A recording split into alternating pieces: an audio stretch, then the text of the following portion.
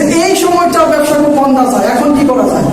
তখন তারা খুঁজে খুঁজে এরকম কিছু ঘটনা বের করলো। তখন ভ্যালেন্টাইনের একটা ঘটনা তারা বের করে পড়ার পর তারা জানতে পারলো যে এইরকম তো একটা ভালোবাসা দিবস হিসাবে আমরা পালন করতে পারি, আমরা এটা প্রচলন করতে পারি, তাহলে আমাদের কি গিফট ব্যবসা খুব ভালো চলবে, ফুলের ব্যবসা ভালো চলবে।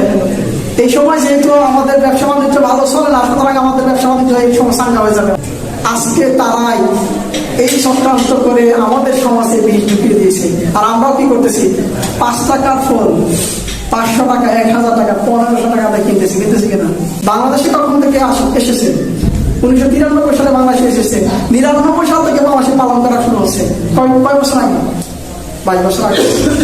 1999 থেকে বাংলাদেশে ভ্যালেন্টাইন পালন করা শুরু হয়েছে এবং যাদের হাত দিয়ে এসেছে তারা সবাই ব্যবসায়ীরা আরেকটা কাজ করেছে, হলুদ মিডিয়াকে কিছু টাকা দিয়েছে, তারা ভালো কভারেজ করেছে, প্রচার করেছে। লুফে নিয়েছে কারা? আমাদের সমাজের কিশোরীরা।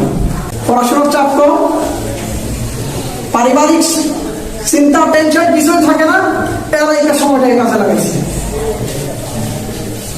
ফল কি হচ্ছে আমাদের সমাজে?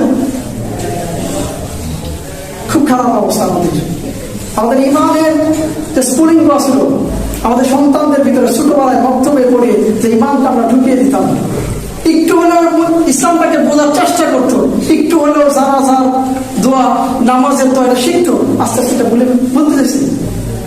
নামাজে মন বসে না, রশ্মির কাছে মেতে উঠেছে, নামাজে মন বসবে কিভাবে?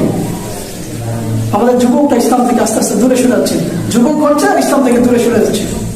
তাদের সংক্রান্ত কি আছে সফলতা তারা পেয়েছে, কিন্তু আমরা ধ্বংস হয়ে যাচ্ছি।